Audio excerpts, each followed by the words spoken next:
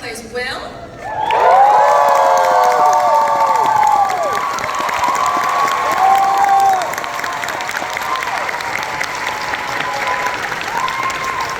Next up we have Deborah, who plays Lizelle.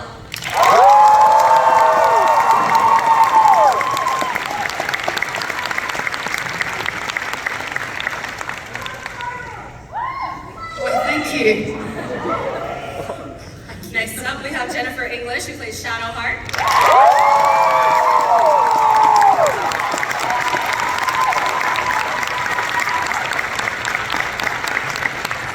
Right, and last but certainly not least, we have... Sorry, that totally threw me off. You know who I'm talking about. Neil Newman, who plays...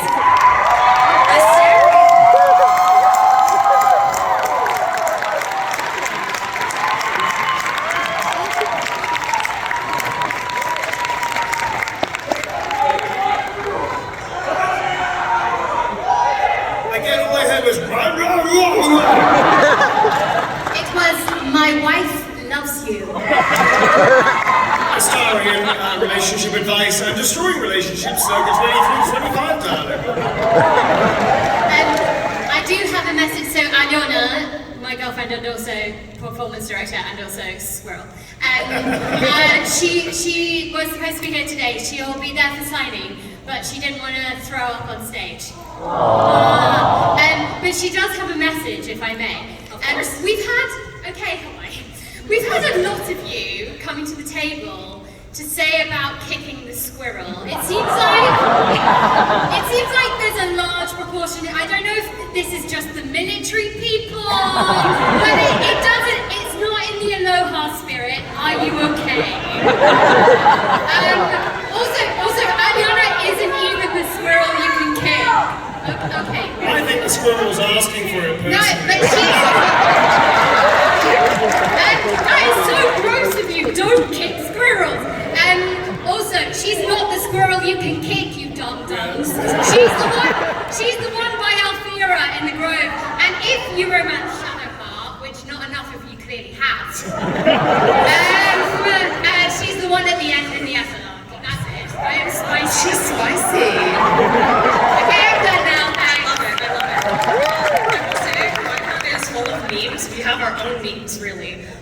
So, as you could tell from that beginning intro, that was a very old meme from, I think, 2006, correct me if I'm wrong, called the Duck Song. It was one of the first viral videos on YouTube, and apparently somebody made a joke about it in opening ceremonies, and it's just continuously right on.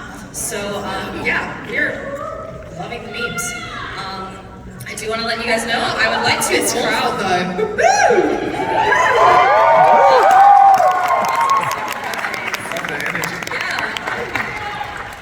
Before we get started, I wanted us to roll for initiative. I'll let you guys have dice. So let's go ahead and roll. See what we're getting.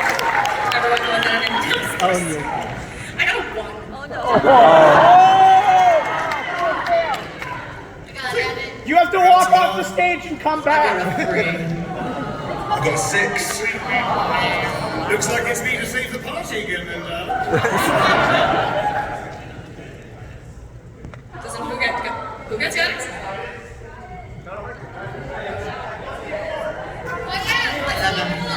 Yeah, so therefore I've got 15 bitches.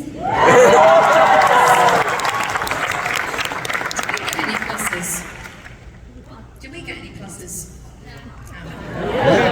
So I've got mixed sword. well, it's great to have you guys here. Welcome to KawaiiCon 2025. I know we're already on day 3, but we're so excited to have you. I wanted to ask, what's been the highlight so far of KawaiiCon? Anything fun that you guys have gotten to do, whether it's locally in Hawaii or at the convention itself? Anything cool? Being in Hawaii, just period. It's an amazing place. The people are awesome. We love it.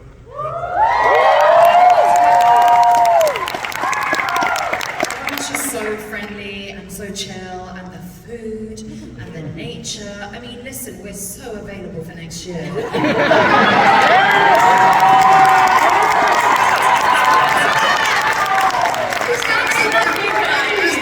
It's the most passive-aggressive thing to essentially emotionally blackmail the organisers on stage to get us back As you should. Well, is just getting a lot of lays because I mean I do like getting laid. So.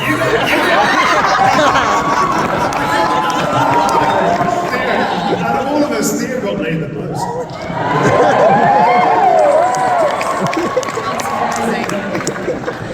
No, we do have a lot of really beautiful flowers and things like that, so I'm sure you guys got a very wide variety. Well, cool. So I know all of you guys have had a very wide variety of experiences, from directing to stage acting to all kinds of things. Is there a project that you've worked on that many people here may not know about? I know we're going to be focusing on Baldur's Gate 3, but anything you'd like to share? I've got, well, actually, Dev and I have got an amazing game coming up. It's releasing, in a month. Is it? Yeah, it's releasing called Expedition 30. Expedition 33. It's genuinely beautiful projects we worked on. It's stunning, so check it out in a month's time.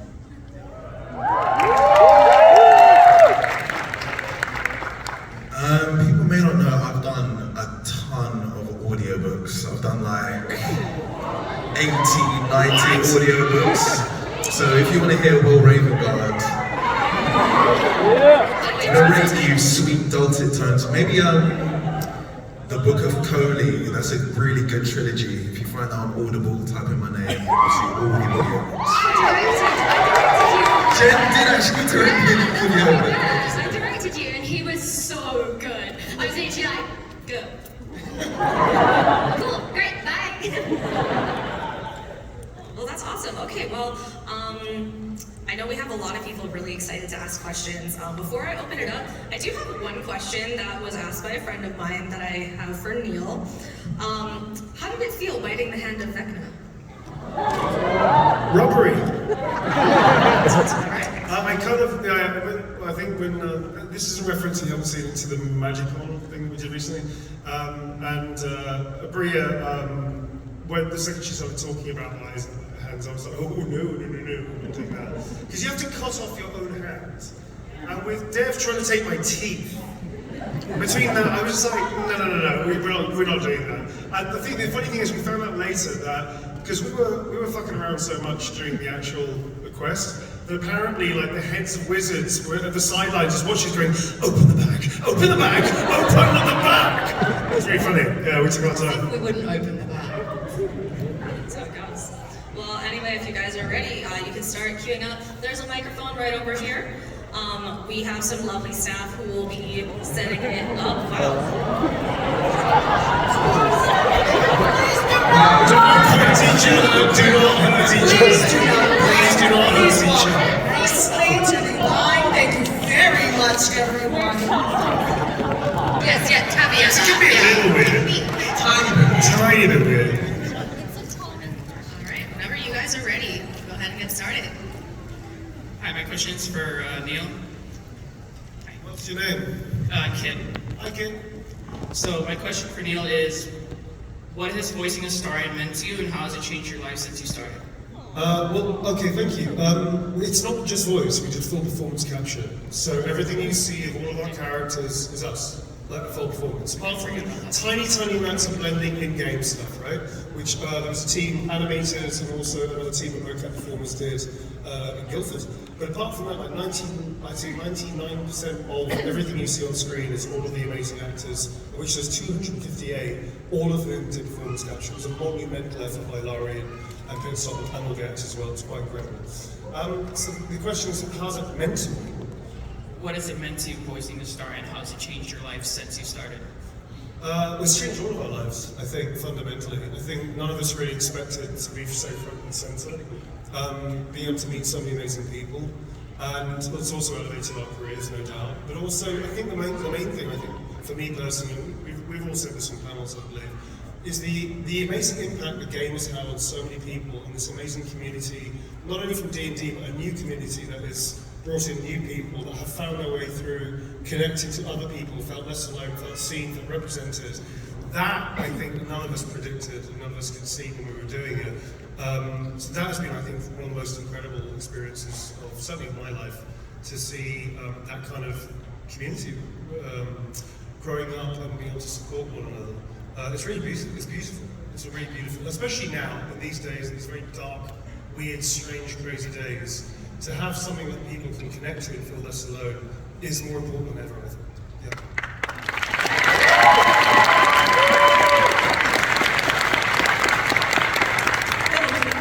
My question is, what is your favorite part of the process when it comes to working on the games? Like the voice acting, the mocap, the writing, like what is your favorite part?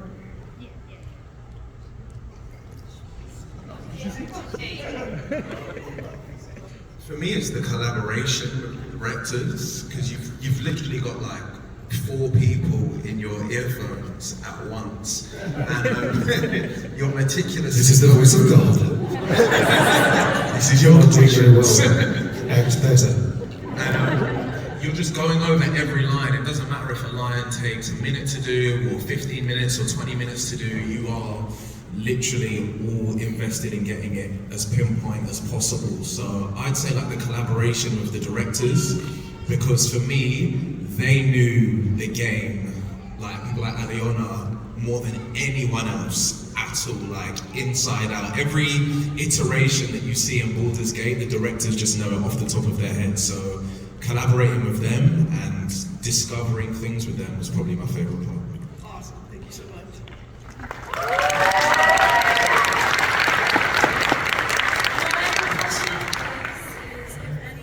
What's your name, honey? Mahea. Hey, May. If any of the Baldur's Gate 3 characters went surfing and Shadowheart could swim,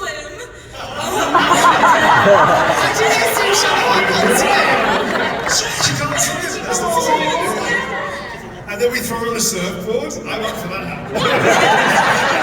Do you know what? I feel like, so I went surfing for the first time this week.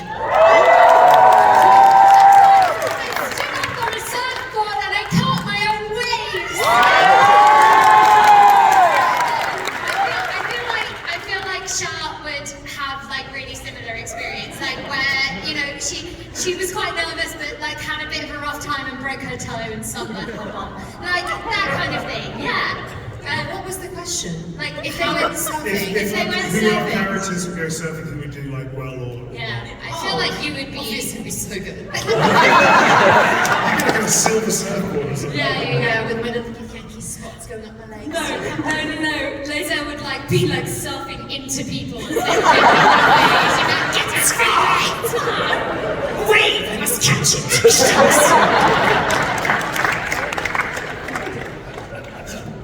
Thank you.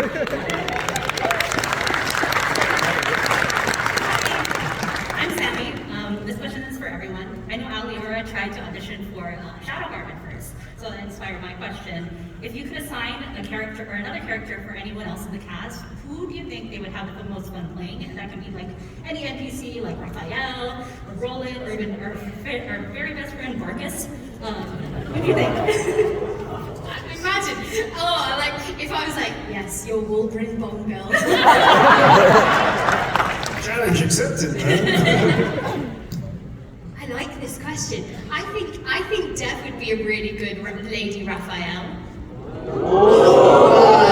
That would be hot, right? I thought you were going to say Mazura, but actually I really like Lady Raphaela. Oh! I'd be so evil. I might have. Thea could make a good house in there. Oh, I did.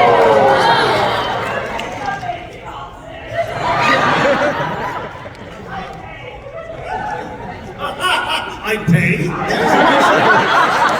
Take my money. Yeah, sure.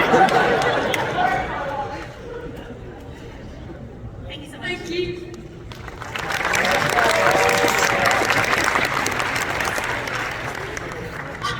Morning, I'm Baldur. My question is actually scenario-based. If you had 24 hours in any fictional world, what world would it be? What would you do? And would you bring anything back with you? These questions are unique. What do you mean by a fictional world? Like, not Pharaoh. Anything. Anime, movies, I don't think I'm the right D&D. person for this question. Star Wars lightsaber. Maybe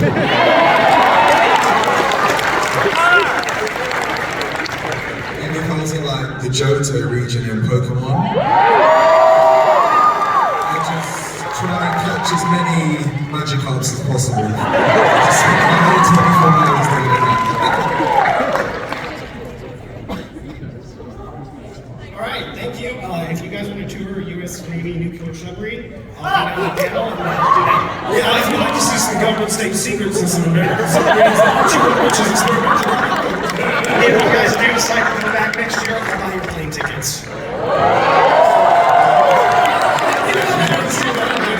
We'll take the submarine tour though. We don't submarine tickets. Alright, really quick, I do have to make an announcement to rescind my previous announcement. We will not be clearing the room after this. Just you guys stuck here forever. So, you guys are stuck here, unfortunately. Forever.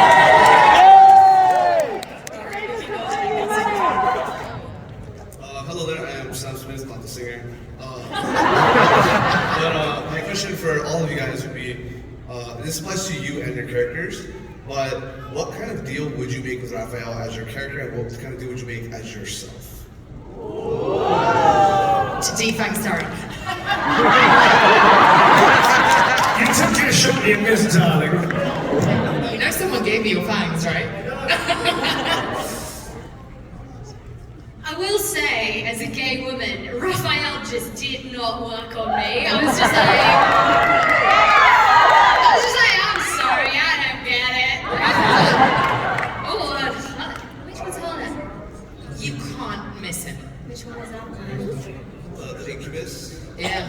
Ah, if you could change it to a female, Oh yeah, I don't recommend it. No. It was an icky experience. Oh, okay. One that I'd like to forget. Yeah. No, I feel like Sharty Baby is too cynical. Like I feel like she'd be like,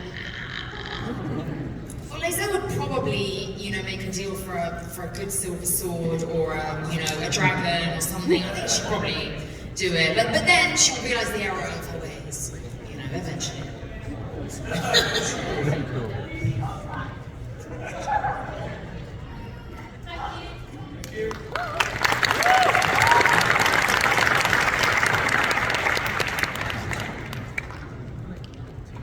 Good morning. Hi, my name is Allie. It's a shame that Eleanor isn't here because I would have loved to ask her this question as well. So give her my best. My question is, spoilers for Act 3. In Act 3, you can be kidnapped and pretended by a doppelganger as someone. I only know one character here that does happen. However, for the rest of the cast, if your character had been kidnapped, suddenly in your performance, what would you have liked to have been the little telltale sign that isn't your character that you would have liked to have performed?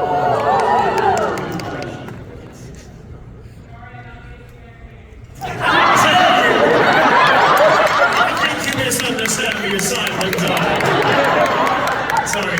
Anyone can be kidnapped, just if they're not in your party, right? They can be kidnapped. Yeah, I'm pretty sure, actually, I'm going to go out on a limb, because it's been some time. But didn't we actually all record things knowing that there's I think we actually recorded some lines with the knowledge that we could be kidnapped. I think everyone had that line. I mean, most people come up to me and say that Lizelle's been kidnapped, but that's fine. That's fine! We rescued her. And Yes, I since realised that that only happens if she's not in your party, so you're giving yourselves away! yeah, that's why Halcyon is being kidnapped in every literally every third person. Lizelle got kidnapped, but I got her back and I'm like, oh really? Really? It hurts. It's hurts, Steve. I think technically, yeah, I think we all did it. I think. You don't have to remember it. I know it was a long time No, ago. it's one of those things. I think it was probably like the way that it usually works with like different iterations because it's very complicated. Of course, yes. So in the script, which is an amazing feat of architecture itself, there are sometimes loads of things where everybody will say a line in contextual circumstances. So you get a similar direction, then you flavour it with your character. So we probably, I mean, it is the case that most people have these on the party. those people. Well, the story is in his underpants in my party. That's right. So, no, I'm joking. But I mean, the point is, like, if you do the iteration again, with Les Elves at a party. Now that's what you said, right? So then you probably will see other people's versions of that performance. Wow, I am digging out this hole, man. I'm sorry. Stop talking. Stop talking. Thank you so much. And hey, I want to give a shout out to Tim Downey for Gail's telltale sign being that Gail uses 2 small words, which I think is hilarious. You guys have a wonderful weekend and take care. Thank you.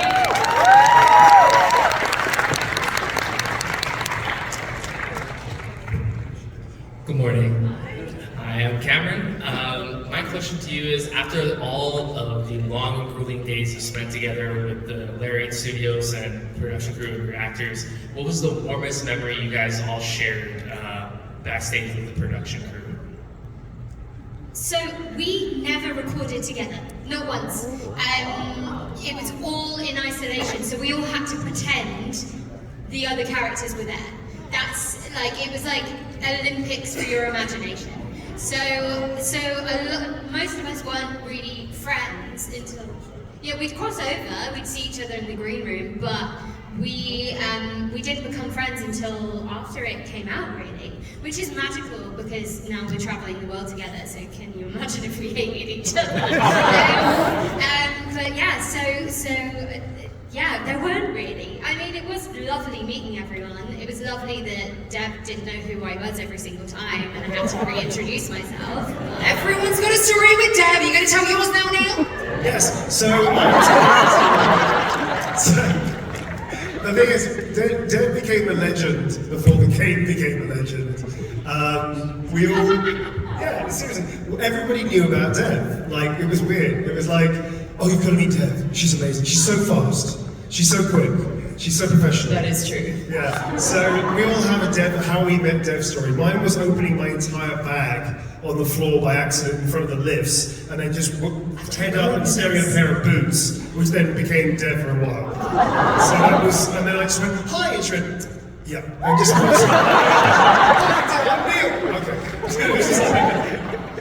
What's yours thing then?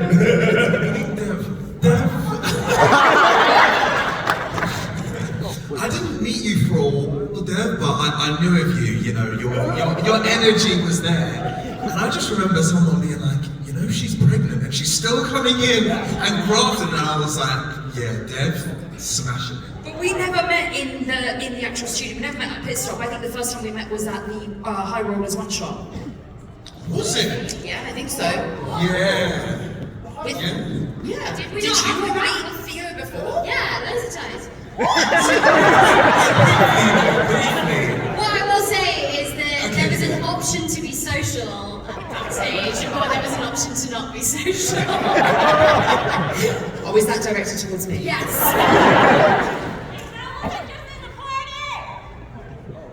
Don't know what you said, but cool. I was pregnant, okay, and very tired. Not for all 4 years. Sure. Awesome. Thank you guys. I'll move on.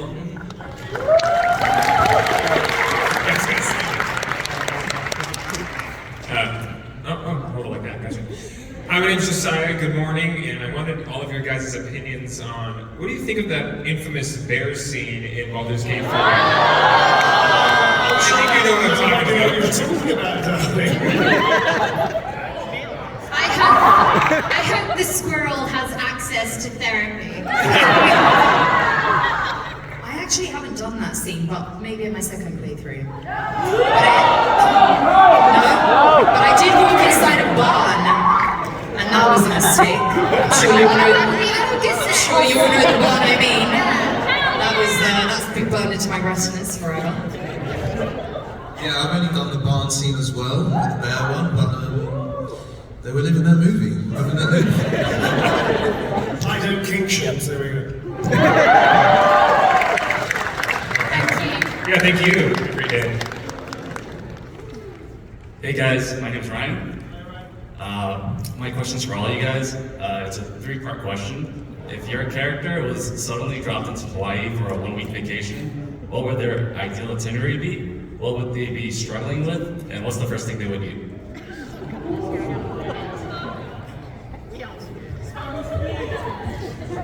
Lazelle would go fishing.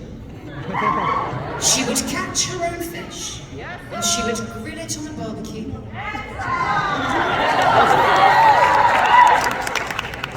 I think Shadowheart would really enjoy Mai Tais.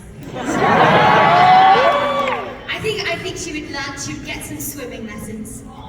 And little armbands. And what would she eat? I think she'd stick to the Mai Tais. She'd be drunk. Anything you guys would struggle with? The swimming. The swimming. That's great. I think Will would go for like a sunrise hike, like the longest hike you've got in Hawaii. Then like meditate with the sea turtles. I just drink everybody to death, I suppose. Taste the island. Thank you. Hey, how's it going, guys? My name is Lee. My question is for the whole panel. I'm a DM, and I'm always looking to hone my craft. What are your guys' favorite aspects or qualities of a good DM? I'm a perpetual DM. I'm like a live DM. So yeah, man, it's really fun. The great thing is, I think the main thing is rules are there to be adhered to, bent and broken. Always follow the fun. Never let the rules get in the way of a good time, especially when your players have really bonkers ideas. Allow it with consequences. Do you know what I mean? That's it. Don't worry about whether or not, it's not being a performer actually, don't worry about whether you're doing a good job or not. Just focus on the fun of the story and having interesting ideas that you think are interesting. Don't worry if it works out or not, that's not the point. Understand? Cool. Thank you.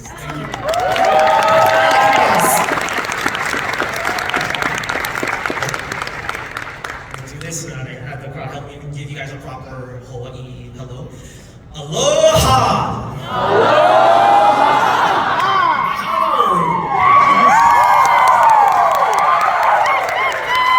My name is Alpika, and my question to you guys is more for D&D in general. How much has Baldur's Gate either got you guys into the game or renewed your love, and then what is your guys' like preferable class that you guys would like to play in like private settings, I guess? I have probably the least us three probably have the least experience in D&D, and I can safely say now, having played it maybe 3 to 4 times, I'm loving it. And kind of, just second what Neil said, I do realise that there's rules, but also I don't care. Because I'm here to have a good time. And I think that D&D really facilitates that. And so I just, like for me, for an actor, it's just improv unleashed. And you have no idea how, like, that's like giving, what's the spark to the firewood? Giving like, what's the phrase? Like lighting ignition of fuel to the, yeah. So I'm just like, bring it on. It's the ultimate collaborative yes and exactly, yeah. At the beginning, I think when we did the high rollers thing, I remember we were all like, oh my god, there's like numbers and sheets and then I was like, oh, it's just the improv with your friends, and I love that. I love that so much. So freeing. It's so much fun, and I love that it's a game where you're not and now you're all gonna laugh because you know I'm competitive. But I love that it's a game where no one can win. And by the way, just to plug something for these folks, you're going to be doing the 20-sided tavern, which is an improv RPG D&D.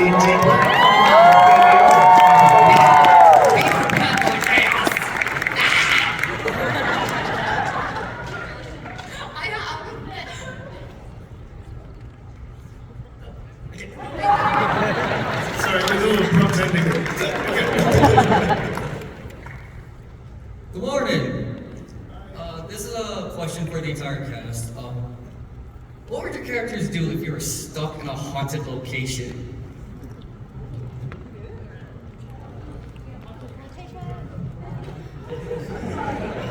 Try and kill the invisible spirits. And it would not go very well. It's okay because Shadowheart has spirit guardians, bitch. She's fine in all haunted locations. She's just like, I show you up, I kill you. with Shadowheart. I think that's what we're going to do.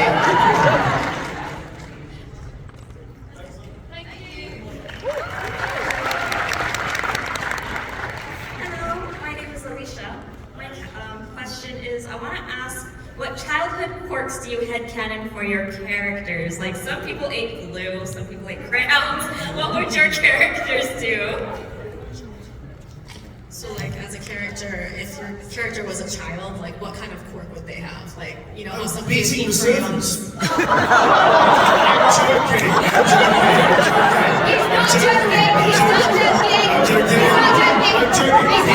You wouldn't beat the servants. I think you would definitely play tricks on them.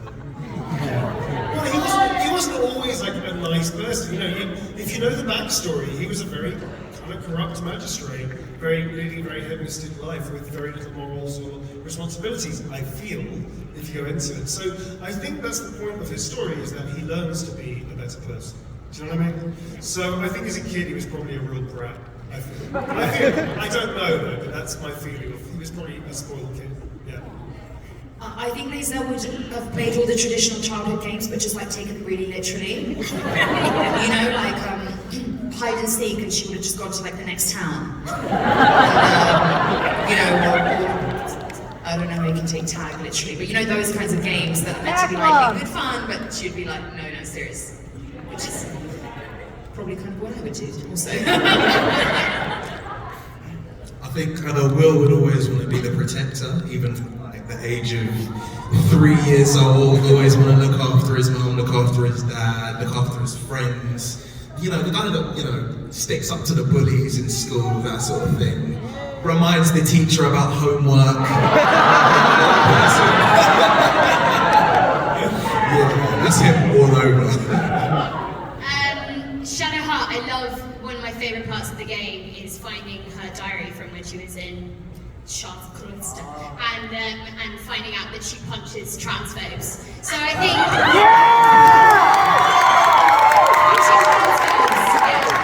It's already a quirk from a young age. But I think also, like, I think from before then, I think she was such an animal girly and still is. So I think like she would be like that person that, you know, would see a dog and then would like go like stall all plans to go and pet the dog. Best girl. Just as a quick heads up, we are going to be capping the line. We have about 20 minutes left on the panel, and there are a lot of you guys, so just give it a preface. Yeah, we'll do quick fire. All right, so let's try and get through. With the rise of isekai, hello, I'm Sheldon. With the rise of isekai, or summoned in another world, let's say in a world of Final Fantasy, what character would you go as when you're summoned that you've voiced or played before?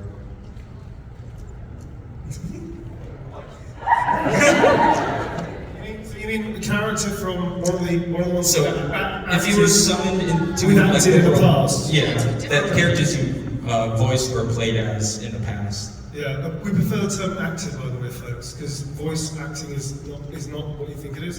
Yeah, we're actors. So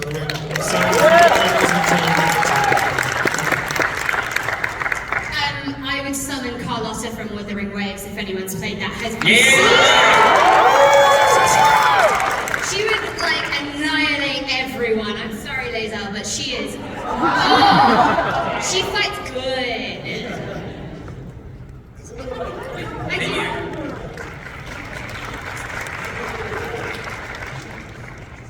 Hello, my name is Kainalo, or you can call me Casey.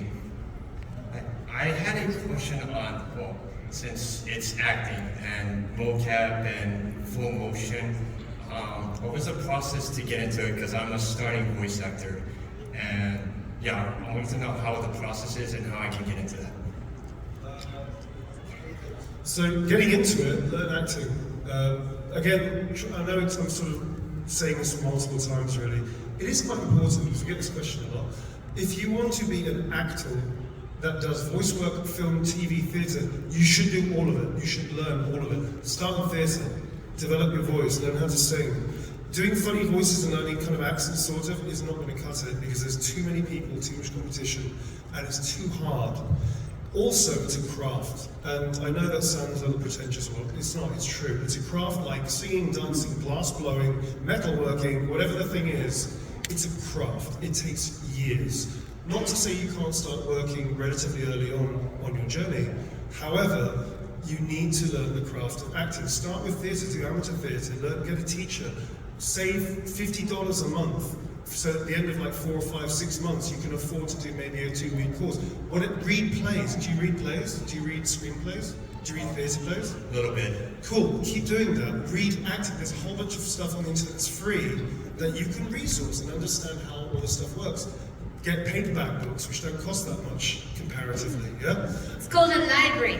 Yeah, it's called a library. Go to your library. Support your local libraries. Yeah. That is the basic foundation of what it takes to get into game work or TV work or film. You should try and do all of it. If you get to a point where you feel like, okay, I understand a little bit of the craft work, you can make a demo reel. Use your natural accent. Don't run to silly voices or different registers or accents. Use your voice. Try and get an agent. If you get an agent, maybe you get an audition. If you get an audition, maybe after 100 auditions you might get a job. And if you get a job, maybe you might get another job at some point. I would never recommend anybody to be an actor. Ever. I know it sounds silly. I don't recommend it unless, caveat, you need to be a performer. If the need is burning in you that it's all you can think about and feel, then you should do it. If it's a nice idea that you like the idea of, especially when we see things like this, which we are not entitled to, which is a privilege that we get to do this. This is not our goals. All of us join the world of performance to perform. Yeah? This is a wonderful byproduct of that, which we're very lucky to do. If you need to be an actor, do it. And if you don't, cool, do it for fun. You know? And join Amateur Dramatic Society or do voiceover for like friends or whatever thing is, yeah? But you have to understand, so many people want to get into it now that you cannot compete unless your skills are doing the right work, you're doing due diligence for craft work. Does that make sense? And also, this is a combination, sorry to interrupt, but this is a combination for me personally of 10 plus years. And probably for most of us, 10 plus years. This is 28 years. It's long. It's a long game. And sometimes you just feel like giving up almost every day. And so, yeah, it's not. And it's not easy for, like, I know we're traveling the world, but it's not easy for us now either. It's not like we're going and fighting off all these job offers. Like, even now, it's still hard. So don't do it unless you need to do it. Yeah. Yeah. It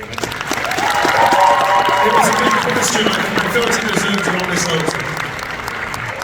Hello, my name is. I'm sorry. Hi, my name is Bella. Forgive me if this has been already asked. Devorah, you auditioned for the other roles. I was wondering if you could maybe do some clips for us of how you voice acted for those roles. Oh God.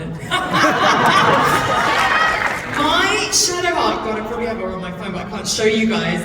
My shadow heart was so bad. She was like, I can't remember the lines exactly, but she was like, oh, excuse me, can I have a bottle of water? I don't know what made me read shadow heart in this way, but for some reason, that's what I decided to do. She was very jumpy. She was. So did you accidentally, without knowing, audition for Jennifer English? I think maybe I did, but she was very like, oh, please sir, can I have some more? Oh, why did they not cast me? I have no idea. I can't remember reading my other ones, but that one, because I think I've showed Jen it, and we were laughing, and I was embarrassed, so, you know. But I think I did audition for that half elf, I guess, which would have been your kind of, or maybe not a starring specifically, but someone else in the world, and and Karlak sort of character. I don't really remember those, but Shadowheart stood out because once I saw the finished product, which is obviously so amazing, so different to what I did, I was like, thank God! Yeah. Hi, my name's Brada. Just two quick questions. My friend Haley couldn't make it here, so Asterion, could you look at the camera and say, hi Haley? Hi Haley. Second question, how would all of you react to meeting the Ninja Turtles?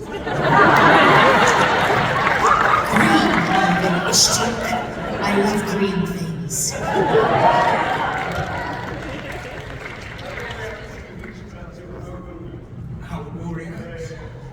It's a pleasure to meet you. Raphael.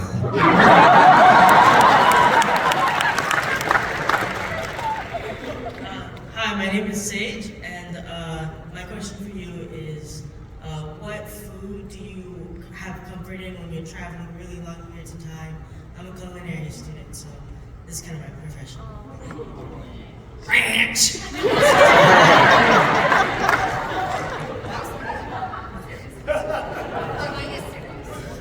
T's been travelling a lot lately. What? Go on. What's your go-to? My comfort food. Do you know what I had this morning for breakfast? Leftover Chinese. Leftover takeaway, or like cold pizza in the morning. That's what I mean. Hi, my name is Tomo. I love you, Neil. You've got your flash Nice to on. meet you as well. It's very weird of you, but okay. So I love Asterion a lot, so obviously this question is for Asterion. For said Asterion, if he had an option to turn into an animal, if he had an option to turn into a goose, would he do the Goostarian goose? It's like meta within meta. Yeah, I mean, yeah, fuck it, why not? Everyone another bad night. I think it was yes. We're gonna take about 5 more minutes of questions, just heads up. Aloha, my name is Amanda. This is for everyone here. Whenever it is Tab not at camp, do you guys plan to mess with them whenever they get back? If so, how? Yeah. Oh, 100%. Like, you can imagine actually all of them. Maybe not Will. Will's too lovely. But these, especially like these two, like, you know they're the gay best friend, like, trope. Like that. We didn't think we'd tell them we'd come back and we just go, oh, we just stop talking and look. Pretend they don't exist. Yeah, like, me too. Or like, yeah. Either we weren't talking about you or we don't even know who you are. Thank you. Hi, my name is Des. Hello. Hi. My question is for everybody. In the difficult moments of being like an actor when it's like frustrating, what inspires you to like keep going and like not give up? Remembering why you got into it in the first place, I think that's the because we all started acting like when we were really young, and it starts off as a hobby and then it grows into a job and then it grows into a career. It's not all, you know, sunshine and rainbows, and I'm an actor. There's some low moments, there's a lot of rejection, but you just have to remember why you got into it and how fun it is, and you get to express yourself and feel all these emotions that you're sometimes not allowed to feel in real life, but when you're acting you get to, you know, explore different parts of yourself. So when you think back to that and why you do it keeps you headstrong, it keeps you going. This comes back to the need versus a want. Do you understand the difference, folks? A want is like a thing that is changeable. A need is something that is so core to you, it will carry you through those, like T said, very heavy moments that can be very difficult to navigate. It's the need that carries you through. So yeah, I've seen.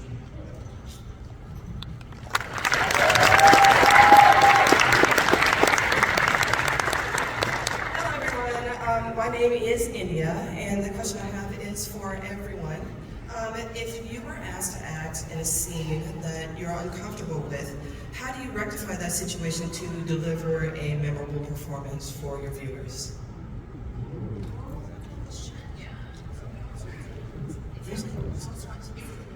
Uncomfortable with.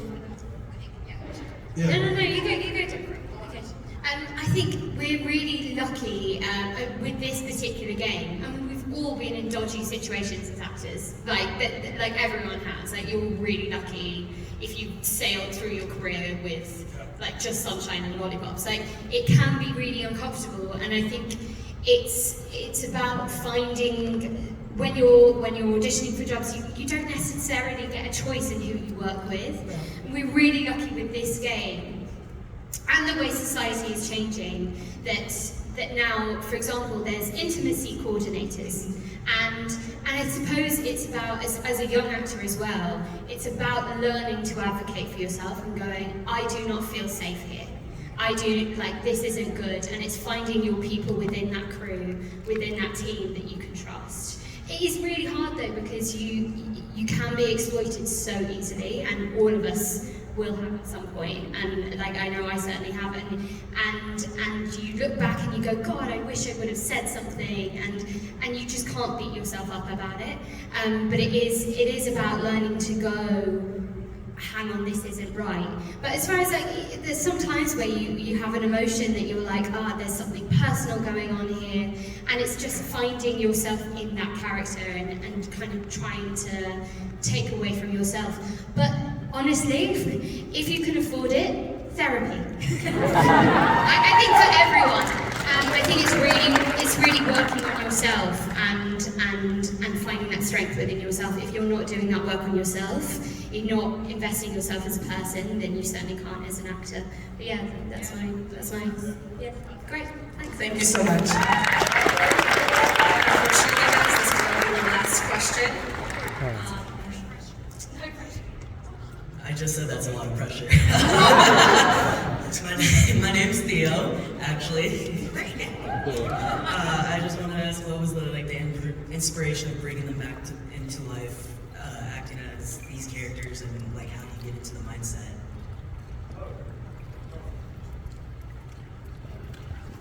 No, because my answer's really non-actory. I just read the lines and it was so well written that I really didn't need to do much beyond that. Honestly, for Lae'zel, I was given, I think, a paragraph, and the artwork, I think, though not right at the beginning, and that she's a Githyanki, and I was like, cool, no idea what that means. But once I started just acting, I was like, well, okay, this just comes right off the page. Sometimes you need to work a little bit harder to get the words off the page. For this game, you didn't have to do that at all, really. It was just, it was so beautiful. Just, you know, all of the characters, but for Lae'zel, I mean, she's so many different things. She's a warrior, but she's also a poet, and she's also vulnerable, and she's so many things, and it was just a dream, really. Yeah, it's a testament to Lauren's writers of how well written, how developed these characters were. Also, I have to say that Dev's being humble,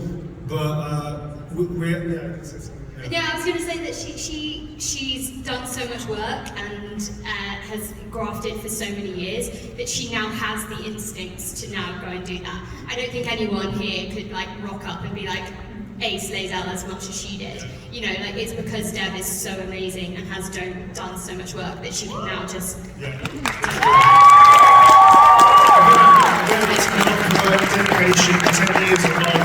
I was going to say, I think it's what we were talking about earlier, that we've kind of spent all those years, you know, those like struggling actor years laying those foundations. So I think for all of us then, you know, now when those opportunities come, you are ready for them. And actually, it's a great quote about that. Luck is the residue of design. What that means is you could be lucky, which is the opportunity presenting itself to you, if you have not done the groundwork foundational on yourself, or some craft work, whatever. This is not just acting, anything in life. If you don't have that preparation, if you don't have the dedication towards it, then the luck will pass you by. The opportunity will go because you ain't ready for it. So luck is the residue of design. If you design yourself in it, you will have the opportunities at some point, you'll be able to take them and run with them, which is what those crafting years are about. Make sense? Yeah.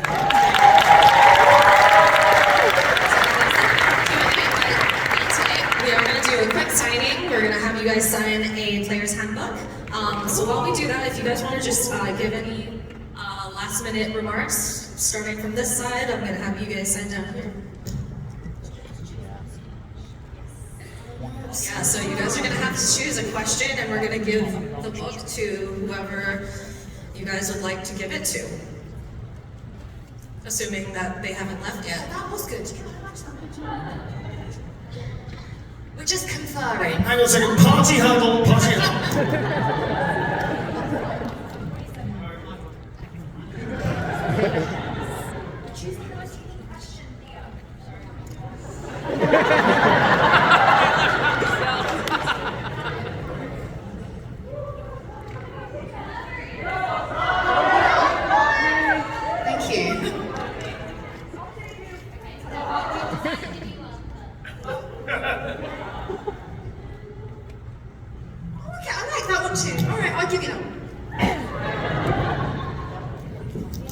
you're still here, great. Should we announce it? By all means, if you I'll guys do are the ready. drum roll, you can do the announcement. Oh, we can play. I'll do it, okay. And the winner of the most unique question and the soon-to-be lucky this is not going well. And the soon-to-be lucky owner of the Dungeons and Dragons Player's Handbook, everybody give me a woo, is the, drum roll please. The question about the surfing!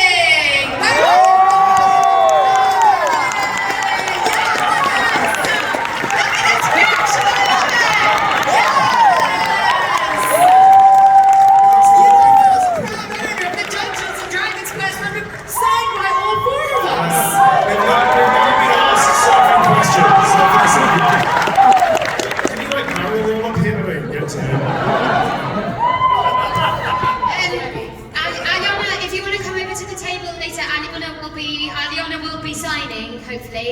So come and get that photo for you. The last one.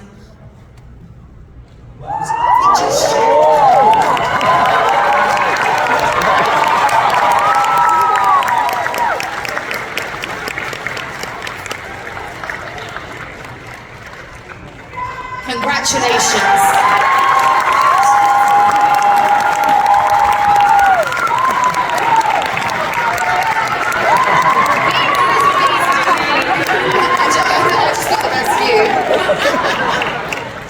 Well, that concludes the panel, everyone. Please, can we get one more round of applause for our